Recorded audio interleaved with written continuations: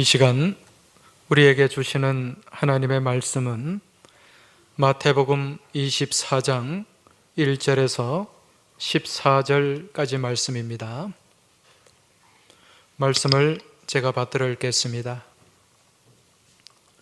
예수께서 성전에서 나와서 가실 때에 제자들이 성전 건물들을 가리켜 보이려고 나아오니 대답하여 이르시되 너희가 이 모든 것을 보지 못하느냐?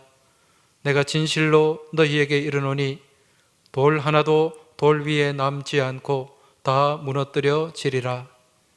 예수께서 감람산 위에 앉으셨을 때에 제자들이 조용히 와서 이르되 우리에게 이르소서 어느 때에 이런 일이 있겠사오며 또 주의 임하심과 세상 끝에는 무슨 징조가 있사오리이까?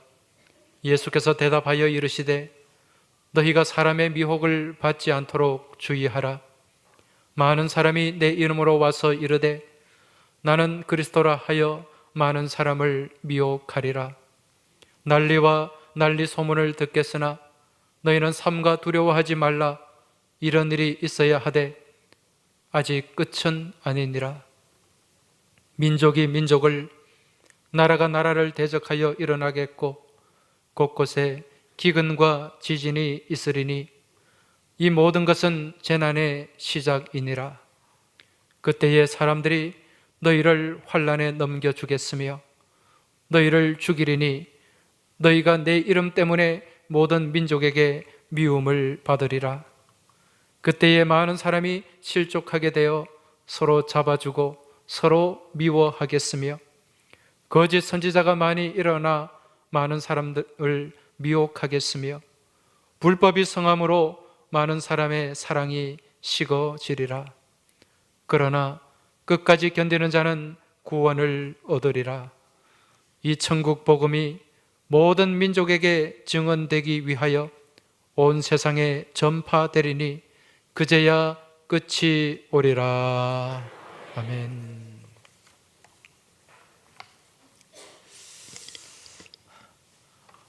아주 오래전에 방영된 드라마가 하나 있습니다.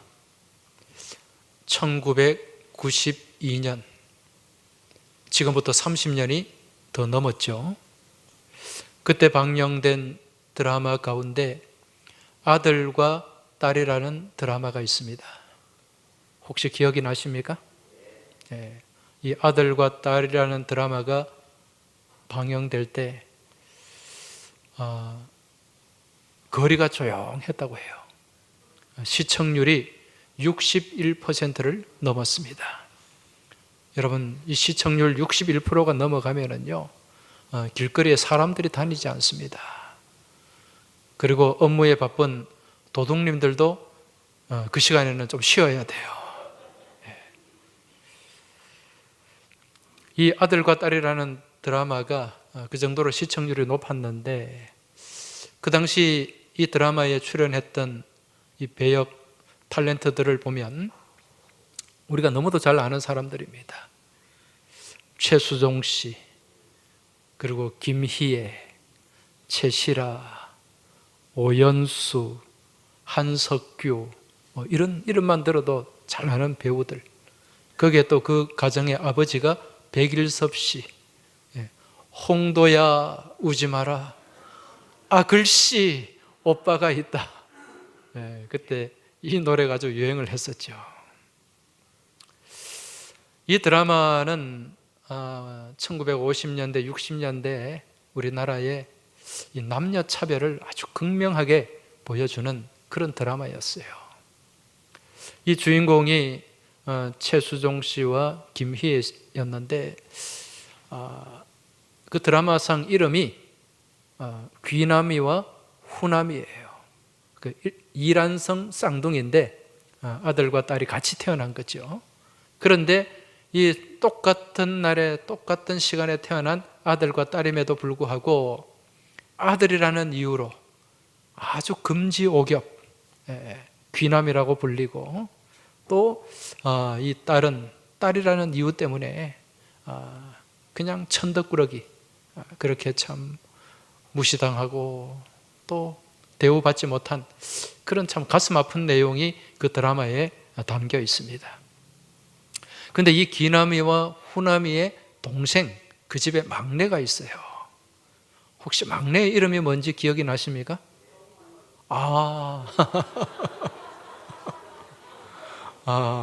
종말이. 예. 지금도 그 곽진영이라는 탤런트는 이름이 종말이라고 불리더라고요. 예. 이 막내기 때문에 이름이 종말이라고 붙여졌는데, 사실은 그 당시에 그 사회적인 시대적인 어떤 배경이 거기에 깔려 있어요. 이 드라마가 몇 년도에 방영되었다 그랬죠? 1992년 10월 3일 날 첫 방영이 되었어요. 그런데 여러분, 1992년 10월 달에 무슨 일이 있었는지 기억나십니까? 아니, 어제 일도 기억이 안 나는데 31년 전에 어떻게 기억하란 말인가, 그래 생각하실 수도 있는데, 그때 엄청난 사건이 있었어요. 1992년 10월 28일. 이날은 무슨 날이냐면은, 여러분 다미선교회 기억이 나십니까? 다미선교회라고. 이 다미라는 말은 다가올 미래를 준비하라는 그런 말입니다. 그 이장님이라는 당시 목사였죠. 이장님 씨가 이 다미선교회라는 이 이단을 만들어 가지고 날짜를, 예수님 오시는 날짜를 못 박았어요. 그날이 1992년 10월 28일. 그 1년 전부터 아주 이게 세간에 관심이 되었습니다. 그래서 이제 거기에 많은 교회의 기존 교회의 교우들이 거기에 미혹이 되어 가지고 그 다미선교회에 빠져들었어요. 그리고 1992년 10월 28일 이제 이 예수님이 온다고 하니까, 그때 한참 이 종말론이 막 휩쓸고 지나갈 때거든요. 그러니까 9시 뉴스에 그날 그 다미선교회 예수님 오신다고 흰옷 입고 막 집회하는 그 현장이 생중계가 되었습니다. 기자가 가서 오늘 이 예수님이 온다고, 재림한다고 했는데 이들이 휴가한다고 했는데 과연 될까요? 그러면서 그때 9시 뉴스에 나왔어요. 우리나라뿐만 아니라 세계적인 관심거리가 되었습니다.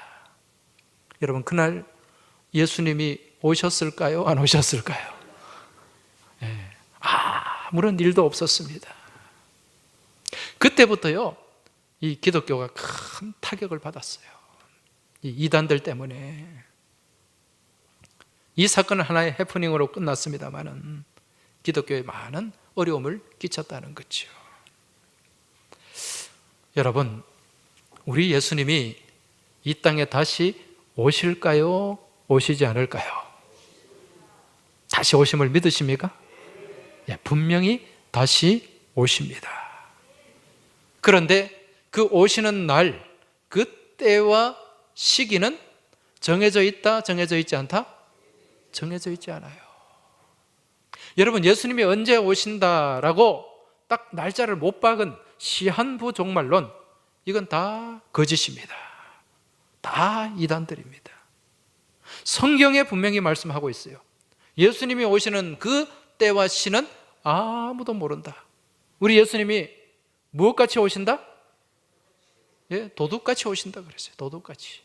여러분, 도둑이 내가 어느 날 몇 월 몇 시에 내 그 집에 간다 예고하고 갑니까? 그런 도둑은 미친 도둑이죠. 그런 도둑은 하나도 없습니다. 다 방심하고 있을 때, 잠자고 있을 때, 그때 불현듯이 도둑이 침입을 합니다. 우리 예수님 오시는 날이 바로 예고되지 않았다는 거예요. 우리가 전혀 생각하지 못한 그때에 주님께서 다시 오신다는 것입니다. 그래서 사도 바울은 데살로니가 전서 5장 1절 2절에서 이렇게 말씀합니다. 형제들아, 때와 시기에 관하여는 너희에게 쓸 것이 없음은 주의 날이 밤에 도둑같이 이를 줄을 너희 자신이 자세히 알기 때문이라. 도둑같이 오신다는 거죠. 그리고 오늘 읽은 마태복음 24장에도 보면 생각하지 않은 때에 예수님이 오신다, 그렇게 말씀을 하고 있습니다. 오늘 우리가 읽은 이 마태복음 24장의 말씀, 이 말씀은 예수님께서 십자가의 죽음과 부활을 앞두시고 이제 장차 이 땅 가운데 일어날 마지막 때의 징조에 관한 말씀입니다. 마지막 때에 관한 말씀이에요. 종말에 관한 말씀이죠. 그래서 오늘 이 말씀을 다르게는 마지막 때에 관한 소묵시록이다, 그렇게 부르기도 합니다. 이제 오늘 말씀으로 들어가서 본문의 말씀을 보면 예수님께서 성전, 예루살렘 성전에서 나오셔서 성전 맞은편에 감람산이 있어요. 그 감람산으로 올라가셨다, 그렇게 말씀합니다. 여러분, 이 감람산, 감람나무는 무슨 나무입니까? 올리브 나무죠. 그래서 영어로는 올리브 마운틴, 그렇게 되어 있습니다. 실제로 이 산에 가면 올리브 나무가 굉장히 많이 있어요. 수백 년, 천년이 넘은 올리브 나무도 있습니다. 예수님이 지금 이 감람산에 올라가셨는데, 이 감람산은 어떤 산이죠? 예수님이 주로 습관을 쫓아서 기도하러 오르셨던 산입니다. 이 감람산 중턱에 가면 겟세마네라고 하는 이 언덕이 있습니다. 거기서 예수님이 뭘 하셨어요? 십자가를 앞두시고 온몸에 땀이 배어 나오는데 그 땀 가운데 모세혈관이 터져서 피가 섞여 나오는 피땀을 흘리며 기도하신 장소가 겟세마네였습니다. 그리고 예수님이 나중에 십자가 지고 부활하시고 승천하실 때 어디에서 승천하셨습니까? 이곳 감람산에서 승천을 하셔서 하늘로 올라가셨습니다. 지금 이런 감람산에 예수님이 이제 올라가 앉으셨을 때에 제자들이 예수님께 질문을 합니다. 예수님, 우리에게 일러 주소서. 어느 때에 이런 일이 있겠사오며 또 주의 임하심과 세상 끝날에는 무슨 징조가 있사오리까? 오늘 본문 3절에서 이렇게 제자들이 질문을 던지고 있어요. 어느 때에 이런 일이 있겠냐는 것입니다. 여러분, 이런 일이 뭘까요? 오늘 본문 2절에 나와 있어요. 2절 말씀을 보시면 대답하여 이르시되 너희가 이 모든 것을 보지 못하느냐? 내가 진실로 너희에게 이르노니 돌 하나도 돌 위에 남지 않고 다 무너뜨려지리라. 돌 하나도 돌 위에 남지 않고 다 무너뜨려지리라. 무엇이 무너진다는 얘기죠? 성전이 무너진다는 얘기예요. 성전이. 이건 충격적인 얘기입니다. 예수님이 왜 이런 말씀을 하셨는가? 그 앞에 1절에 가면 예수님이 이제 성전, 예루살렘 성전을 제자들과 함께 방문을 하셨어요. 그때 이 제자들은 갈릴리 촌 사람들입니다. 이 시골 사람들이, 시골 촌뜨기가 예루살렘에 와서 그 웅장하고 화려한 성전을 보고 깜짝 놀란 거예요. 그러면서 그 성전에 나와서 성전에서 좀 떨어진 곳에서 제자들이 그 성전을 가리키면서 뭐라고 얘기합니까? 오늘 말씀에 보니까 제자들이 성전 건물들을 가리켜 보이려고 나오니, 성전을 가리켜 보이려고. 뭐 때문에? 그 성전의 화려함과 웅장함을 바라보면서 예수님과 그 성전에 대해서 자랑하기 위해서. 예수님, 저 성전 놀랍지 않습니까? 저 성전 대단하지 않습니까? 저 성전 엄청나지 않습니까?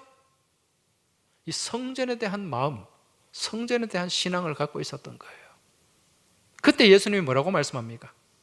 저 성전, 저 화려한 성전, 돌 위에 돌 하나도 남기지 않고 다 무너질 것이다. 이 말씀은 엄청난 충격이었어요. 왜 그렇습니까? 이스라엘 사람들이 생각할 때 이곳 성전은 누가 함께 하는 곳이죠? 하나님이 함께 하시는 곳이고 하나님이 임재하는 곳이에요. 그런데 어떻게 저 성전이 무너질 수 있단 말입니까? 이스라엘 사람들의 생각에는 이 성전이 무너지는 것은 딱 한 번이에요. 종말이 올 때, 마지막 때가 이를 때 성전이 무너진다. 그런 생각을 갖고 있었던 거죠. 그러면서 예수님이 이 성전이 무너질 것을 말씀하면서 이제 제자들에게 종말에 관한 말씀을 해 주십니다. 오늘 내용 3절 이후의 말씀이 이제 종말에 관한 말씀인데, 이런 종말의 때, 이 성전이 무너지는 때가 어느 때에 이런 일이 있겠습니까? 이제 이런 질문이죠. 여기에 예수님이 이제 뭐라고 말씀하십니까? 3절 하반절을 보시면 또 4절입니다. 4절 말씀을 보시면 예수께서 대답하여 이르시되 너희가 사람의 미혹을 받지 않도록 주의하라. 자, 이렇게 말씀합니다. 지금 어느 때에 이런 징조, 이 종말이 어느 때에 임하겠습니까? 이런 질문 가운데 예수님이 이제 종말의 마지막 때의 징조를 지금 말씀한다는 거죠. 마지막 때가 되면 이런 일이 일어날 것이다. 그게 바로 4절에 사람의 미혹이 있다는 거예요. 여러분, 종말의 때에는 많은 미혹이 일어나게 된다는 말씀입니다. 그래서 이러한 미혹을 받지 않도록 주의할 것, 이것을 말씀하는 거죠. 여러분, 지금이 어느 때입니까? 지금은 마지막 때예요. 이제 예수님, 우리 주님 다시 오실 날이 그렇게 많이 남지 않았습니다. 우리는 그것을 어떻게 해서 아는가? 오늘 본문에 주님께서 하신 말씀을 통해서 확인할 수 있다는 것입니다. 마지막 때가 되면은요, 많은 사람들을 미혹합니다. 미혹하는 자들이 나타나요. 이 미혹이라는 말은 헬라 말로 플라나오라는 단어인데, 이 플라나오라는 말은 길에서 벗어나게 한다는 뜻입니다. 길에서 벗어나게 한다. 우리가 정상적인 길을 가고 있는데 그 길에서 벗어나게 한다는 거예요. 여러분, 이 길은 어떤 길일까요? 진리의 길입니다. 생명의 길입니다. 그 진리에서 벗어나게 하는 것, 이게 무엇이다? 미혹이라는 거예요. 그럼 어떻게 미혹을 하는가? 5절 말씀을 보십시오. 많은 사람이 내 이름으로 와서 이르되 나는 그리스도라 하여 많은 사람을 미혹하리라. 이 마지막 때가 되면은요, 이제 어떤 사람이 나타나는가? 나는 그리스도다. 내가 그리스도다. 여러분, 그리스도가 뭡니까? 기름 부음 받은 자. 히브리 말로는, 헬라 말로 그리스도, 히브리어로는 메시아. 메시아. 이 마지막 때가 되면은 가짜 자칭 그리스도, 가짜 메시아들이 많이 나타나게 된다는 것입니다. 이게 마지막 때의 징조라는 겁니다. 여러분, 혹시 넷플릭스라는 거 아십니까? 젊은 사람들은 다 아실 거예요. 이 넷플릭스는 이제 이 인터넷으로 영화도 보고 드라마도 보는 그런 이제 인터넷 온라인 스트리밍 기업입니다. 여기에 들어가면은 여러 영화도 볼 수 있고 드라마도 볼 수 있어요. 이 넷플릭스라고 하는 곳에서 요즘 방영하는 다큐 드라마가 있죠. 이 웹 다큐멘터리라고 하는데, 지금 이 방영하는 지금 세간에 화제가 되는 이 다큐가 있어요. 그게 뭡니까? 나는 신이다. 지금 언론에서도 계속 지금 여기에 대한 보도가 나오고 있습니다. 나는 신이다. 내가 신이라는 거예요. 내가 하나님이라는 거예요. 가짜 메시아들이죠. 여기에 지금 누가 등장하고 있습니까? JMS 정명석입니다. 이 정명석과 또 이제 정명석이 끝나면은 5대양 사건 혹시 기억하십니까? 1987년도에 32명의 집단 자살을 한 사건이 있어요. 이 5대양 사건의 박순자, 그리고 1996년에 또 아가동산 사건이 있었어요. 신나라 레코드,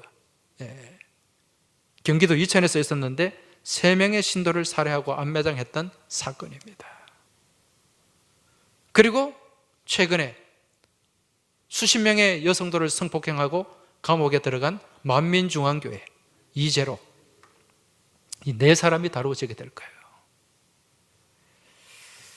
여러분, 지금 이들의 공통점이 뭡니까?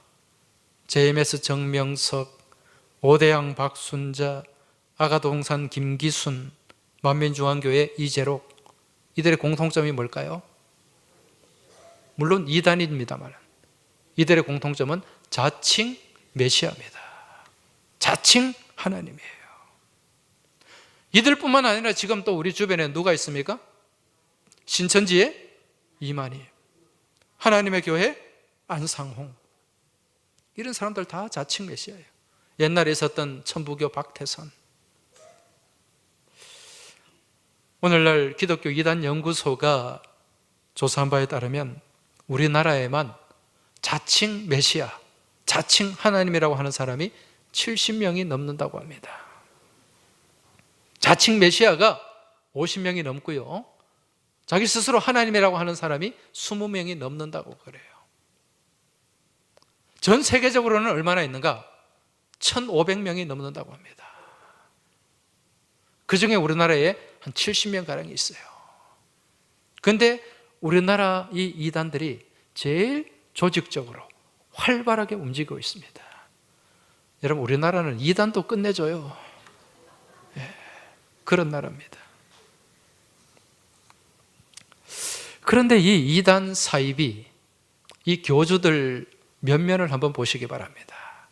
그 JMS 정명석, 그 얼굴이나 이렇게 행동을 보면 어때요? 유치찬란하지 않습니까? 뭔가 사람이 좀 어눌해 보여요. 말도 들어보면은요, 어눌합니다. 이만희도 마찬가지예요. 그런데 많은 사람들이 그 이단들에게 현혹이 되고 미혹이 돼요. 정명석 JMS 뭐라고 얘기합니까? Jesus Morning Star, J Jesus, M Morning S Star. 자기가 새벽별 예수라는 거예요. 새벽별 예수. 뭐 그렇게 이름 지으면은 저도 하나 할 수 있습니다. 나제천 NJC 나자렛 지저스 크라이스트. 이 이단들이 웃기는 거죠. 이 정명석의 여러분 최종 학력이 뭔지 아십니까? 국졸이에요. 국졸. 중졸도 아니에요. 국졸이에요. 생김새도 뭔가 부족해 보이고 어리숙해 보이고 말도 어눌한데, 지금 이들에게 포섭되는 사람들이 어떤 사람들인가? 소위 말하는 명문 대학생들이에요. 처음에 정명석이 제일 먼저 포섭 대상으로 삼은 사람이 이화여대생입니다. 그 이화여대에서 옆으로 가가지고 연세대, 그리고 서울대, 이런 대학생들을 중심으로 이 JMS가 급속하게 퍼져나갑니다. 얼마나 똑똑하고 명석한 학생들이 여기에 포섭이 됐는지 몰라요. 사람들이 물었어요. 아니, 그 정명석이라는 사람, 그 참 사람이 어리숙해 보이고 뭔가 좀 모자라 보이고 말도 어눌한데 어떻게 그런 사람을 메시아로 믿냐? 이렇게 질문하면 뭐라고 대답하는지 아세요? 예수님도 원래 좀 부족하게 오셨잖아요. 베들레헴 마구간에 말구유에 부족하게 오신 분이에요. 그 다시 오시는 재림 예수 또한 뭔가 부족한 모습으로 온다는 거예요. 말도 안 되는 얘기를 하고 있죠. 이런 이단들에게 여러분, 전국에 이 대학가에 이 동아리라는 게 있지 않습니까? 거기에 이 JMS 동아리가요 곳곳에 들어가 있어요. 그 대학생들이 거기에 빠져들면 헤어나질 못합니다. 이걸 통해서 우리는 이 미혹의 영이 얼마나 무서운가를 알 수가 있습니다.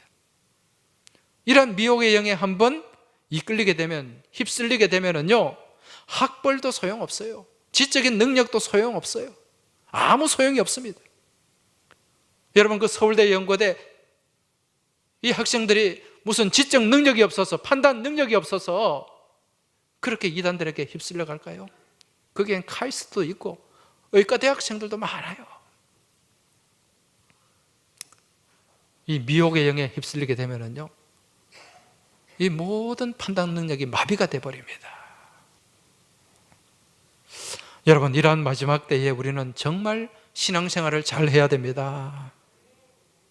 미혹의 영들이 얼마나 강력하게 다가오는지, 여러분, 이렇게 미혹의 영들이 활개치는 이 시대에 우리는 건강한 공동체에 속해 있어야 되는 줄 믿으시기 바랍니다. 건강한 신앙 공동체. 여러분, 어떤 공동체입니까? 바른 신학이 있어야 돼요. 바른 신학이 있어야 되고, 그 바른 신학을 바탕으로 건전한 말씀이 선포가 되어야 돼요. 여러분, 이 신학을 왜 공부를 하는가? 신학을 공부하는 이유는 이단에 빠지지 않기 위해서 그러는 거예요. 바른 신학이 있어야 말씀을 정확하게 볼 수가 있어요. 정확하게 해석을 할 수가 있다는 것입니다. 오늘 이 자리에 계신 분들은 118년 동안 바른 믿음의 정도를 걸어온 우리 항서 공동체에 속해 있다는 것, 여러분, 이 사실 하나만으로도 감사할 수 있는 조건이 되는 줄 믿습니다. 그러한 믿음으로 건강한 신앙생활을 해야 된다는 거예요. 왜? 주님 오실 날이 멀지 않았기 때문에 그렇습니다. 이 JMS, 신천지 이런 교주들 보면은요, 정말 유치찬란해요. 입는 옷도 그렇고요. 주로 이 사람들은 어떤 옷을 입습니까? 흰 옷을 많이 입어요. 흰 옷. 네. 또 화려한 옷을 입어요. 화려하게. 여러분, 이 목사들도 옷을 화려하게 입는 사람, 요란하게 입는 사람 조심해야 됩니다. 네. 주로 흰 옷을 입고 무엇을 타고 나타나는가? 백마를 타고 나타나요. 사진 한번 보시기 바랍니다. 네. 저 누굽니까? 이만희죠. 다른 사진 없어요? 예. 주로 강단에서도 저렇게 흰 옷을 입고, 예. 대체적 이단의 스타일입니다. 예. 자기 스스로 어떤 거룩하고 깨끗하다는 걸 나타내려고 하는 거지요. 뭐 저런 사람들뿐만 아니라 주로 또 백마 타고 나타나는 사람이 한 사람 또 있습니다. 누군지 한번 볼까요? 예.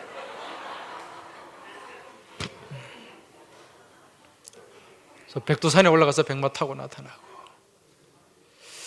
여러분, 저 북한 공산주의는요, 김일성, 김정일, 김정은으로 연결되는 거대한 사이비 이단 집단입니다. 예, 주체 사상이라고 하는 그런 어떤 하나의 종교 단체예요. 지금 신으로 추앙하지 않습니까? 김일성을 신으로 추앙하고 김정은을 신으로 추앙하는 거예요. 그 집단으로 미혹된 사회가 저 북한 사회입니다. 우리는 그래서 저 북한을 위해서 기도해야 되는 거예요. 오늘 주님께서는요, 이처럼 마지막 때가 되면 미혹하는 자들이 수없이 등장할 것이라고 말씀하고 있습니다. 이처럼 미혹하는 사악한 세력들, 악한 영들에게 우리는 절대로 속아 넘어가지 말아야 돼요. 미혹을 당하지 말아야 된다는 것입니다. 그래서 오늘 24장 23절, 24절 말씀 한번 보시기 바랍니다. 그때에 사람이 너에게 말하되 보라, 그리스도가 여기 있다 혹은 저기 있다 하여도 믿지 말라. 거짓 그리스도들과 거짓 선지자들이 일어나 큰 표적과 기사를 보여 할 수만 있으면 택한 자들도 미혹하리라. 주로 이 미혹의 대상이 누구라는 겁니까? 믿는 자들, 하나님의 백성들. 여러분, 신천지 보세요. 길거리에서 안 믿는 사람들 전도 잘 안 합니다. 주로 교회 다니는 사람들, 교회에 침투해가지고 그렇게 미혹하고, JMS도 마찬가지예요. 이러한 때에 우리는 말씀 안에 깨어 있어야 되는 줄 믿습니다. 또 마지막 때에 또 다른 징조가 있습니다. 7절을 보시기 바랍니다. 민족이 민족을, 나라가 나라를 대적하여 일어나겠고 곳곳에 기근과 지진이 있으리니. 6절에 보니까 난리와 난리 소문을 듣게 된다, 그렇게 말씀하고 있습니다. 여러분, 이 마지막 때가 되면 나라가 나라를 대적하고 민족이 민족을 대적하게 됩니다. 서로 분쟁, 전쟁이 끊어지지 않는다는 것입니다. 지금도 한번 보세요. 이 지구촌을 한번 보시기 바랍니다. 저기 유럽 동쪽에서 지금도 치열한 전쟁이 지금 벌어지고 있어요. 하루에 수백 명, 많게는 수천 명의 젊은이들이 죽어가고 있습니다. 이건 그냥 우크라이나, 러시아 두 나라의 싸움이 아니에요. 지금 우크라이나를 중심으로 한 미국과 서방 국가들, 러시아를 중심으로 한 중국과 이란과 북한. 여러분, 지금 이건 세계전쟁이에요. 세계전쟁. 여기에다가 전 세계 화약고라고 할 수 있는 저 중동 지역, 언제 터질지 모릅니다. 지금 이스라엘과 이란, 이스라엘과 시리아 언제 또 폭격하고 이 전쟁이 날지 모른다는 거죠. 인도와 파키스탄, 중국과 대만, 대한민국과 북한, 다 화약고입니다. 지금 민족이 민족, 나라가 나라가 서로 지금 대적하고 있는 형국이죠. 이때가 지금 이러한 모습이 마지막 때의 징조라는 것입니다. 이와 더불어서 지진과 기근이 일어날 것이다, 그렇게 말씀합니다. 지진과 기근이 일어날 것이다. 여러분, 지금 지난 2월 달에 저기 터키, 티르키예죠? 그 지진이 일어나서 지금 엄청난 지금 피해가 발생했지 않습니까? 진도가 규모가 7.8이에요. 이거 CCTV 동영상이 있는 걸 제가 한번 봤는데, 이게 건물이 땅이 물결을 치더라고요. 물결을. 그게 남아날 건물이 몇 개나 있겠습니까? 여기 사망자만 지금 4만 6천 명이 넘었어요. 지금 계속 그 잔해를 지금 파헤치고 있는데 아마 10만 명이 더 넘을 거라는 얘기도 있습니다. 요즘 이 지질학자들 얘기를 들으면요, 갈수록 이 지진의 규모가 더 커지고 있고, 평소 지진의 빈도가 낮았던 지역에서도 지진이 빈번하게 지금 일어나고 있대요. 그 대표적인 나라가 어디입니까? 우리나라잖아요. 우리나라는 지진 안전 국가로 생각하고 살았어요. 그런데 지난 2016년에 경주에서 무슨 일이 있었습니까? 규모 5.8, 굉장히 큰 지진입니다.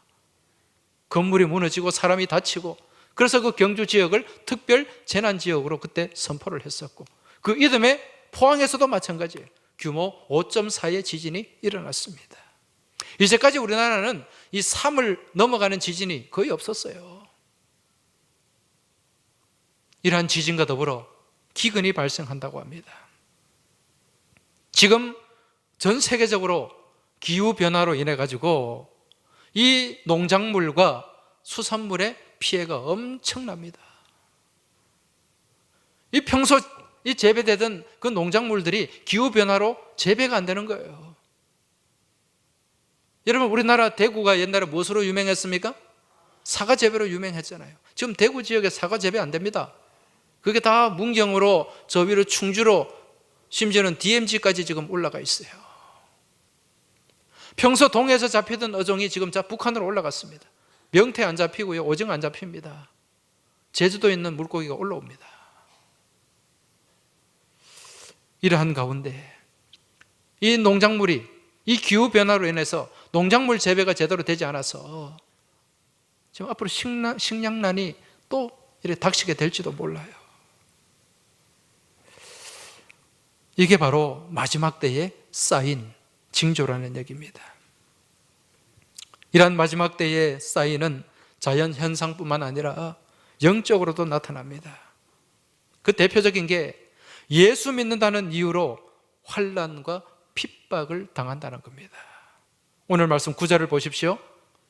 너희가 내 이름 때문에 모든 민족에게 미움을 받으리라. 예수 믿는다는 이유로 사람들에게 미움을 받고 또 불이익을 당하고 어려움을 겪게 된다는 것입니다. 여러분, 요즘 한국 교회와 성도들이 얼마나 어려움을 당합니까? 지난 코로나 팬데믹 때 제일 공격을 많이 받은 데가 어디입니까? 교회 공동체였잖아요. 집중 포화를 맞았습니다. 확진자 한 명이 나오면은요, 교회에서 한 명이 나오면 언론에 집중 포화를 맞았어요. 여론의 몰매를 맞았고 집단 린치를 당했습니다. 우리 교회도 마찬가지지만 얼마나 방역 수칙을 잘 준수를 했습니까? 근데 어디 가서 감염이 돼서 이렇게 오는 건 어쩔 수가 없는 거예요. 그러면 그게 교회발 확진이 되는 거예요. 교회발 확진이 되는 거죠. 그러면서 언론에서 막 그렇게 떠들면서 사람들이 교회를 공격하고 지난 3년간 그래 왔다는 것입니다. 이유가 무엇일까요? 이게 마지막 때에 나타난 징조이기 때문에 그래요. 마지막 때에는 세상 사람들이요, 교회, 그리스도, 하나님이라는 말만 들어도 미움을 갖는다고 말씀합니다. 증오심을 갖는다는 거지요. 그로 인해 온갖 불법이 성하게 되고 사랑은 식어지게 될 것이다. 여러분, 교회가 사실 이 대사회적으로 볼 때 역할을 얼마나 많이 합니까? 우리나라 이 사회봉사 전체 종교별로 프로테이지를 내보니까 이 교회에서 하는 게요, 다른 종교에 하는 것보다 2배가 넘어요. 교회에서 하는 사회봉사가 50에서 60%가 넘습니다, 여러분. 그리고 어려운 이웃들을 가장 많이 돕는 것이 교회 공동체예요. 대사회 봉사를 제일 많이 하는 것이 교회 공동체라는 거죠. 그럼에도 집중적으로 공격합니다. 왜 그런가? 이게 마지막 때에 나타날 현상이기 때문에 그렇다는 것입니다. 그 이면에 누가 개입이 되어 있습니까? 마귀가 개입이 되어 있는 거예요. 자, 그렇다면 이처럼 악하고 어지럽고 혼탁한 시대에 우리는 어떻게 해야 될까? 우리 어떻게 해야 될까요? 우리 믿음 생활 어떻게 해야 될까요? 오늘 본문 13절에서 그 해답을 주고 있습니다. 13절 말씀 같이 한번 읽어보겠습니다. 그러나 끝까지 견디는 자는 구원을 얻으리라. 할렐루야. 무엇 하라고 말씀합니까? 끝까지 견뎌라. 여러분, 이 악한 시대에 미혹하는 악한 세력들, 마귀의 세력들에게 미혹당하지 말고 끝까지 견뎌야 됩니다. 말세의 신앙은 견뎌내는 신앙인 줄 깨달으시기 바랍니다. 환난도 견뎌내야 되고 핍박도 견뎌내야 되고 미움도 견뎌내야 됩니다. 여기서 견뎌낸다, 견딘다는 말은요, 이 말은 헬라 말로 휘포메노라는 말인데 이 말은 밑에 머문다는 뜻이에요. 밑에 머문다. 여러분, 우리가 무엇 밑에 머물러야 될까요? 주님의 십자가 밑에 머물러야 되는 줄 믿으시기 바랍니다. 주님 말씀 아래 머물러야 되는 줄 믿으시기 바랍니다. 마귀는 어떻게 해서든지요, 주님과 우리를 분리시키려고 합니다. 분열시키려고 해요. 마귀의 이름이 뭡니까? 헬라 말로 디아볼로스. 그 이름의 뜻이 뭐죠? 분리시키는 자, 분열시키는 자. 어떻게 해서든지 하나님과 멀어지게 합니다. 교회와 멀어지게 해요. 하나님에게서 떠나게 하고 말씀에서 떠나게 하고 교회에서 떠나게 한다는 겁니다. 이게 마지막 때의 모습입니다. 이때 우리는 어떻게 해야 된다고요? 견뎌야 됩니다. 붙어 있어야 돼요. 포도나무 가지가 포도에 붙어 있듯이 무슨 일이 있어도 어떤 일을 당해도 우리는 주님께 붙어 있어야 되는 줄 믿으시기 바랍니다. 주의 몸된 교회에 붙어 있어야 되는 줄 믿으시기 바랍니다. 그러면 누가 책임져 주십니까? 하나님이 책임져 주십니다. 우리 옆에 계신 분들에게 좀 말씀해 주시기 바랍니다. 무슨 일이 있어도 붙어 있읍시다. 십자가 아래 머뭅시다. 끝까지 견딥시다. 할렐루야. 이 신앙으로 무슨 일이 있어도 주님 붙잡고 십자가 붙잡고 말씀 붙잡고 승리하는 여러분과 저의 능력 있는 승리하는 믿음의 삶이 되길 주의 이름으로 축원합니다. 하나님 아버지 감사합니다. 저희들의 주변과 환경과 상황을 돌아볼 때 이제 주님 오실 날이 멀지 않았음을 저희들이 깨닫게 됩니다. 이러한 마지막 때에 많은 징조들이 나타나고 있사온데 이러한 때에 저희들이 말씀 놓치지 않게 하여 주옵소서. 주님의 십자가 놓치지 않게 하여 주옵소서. 주님의 손을 놓치지 않게 하여 주시옵소서. 끝까지 견디며 끝까지 인내하며 말씀 안에서 승리하는 저희 모두가 되길 소망하며 우리 주님 예수 그리스도 이름으로 기도하옵나이다. 아멘.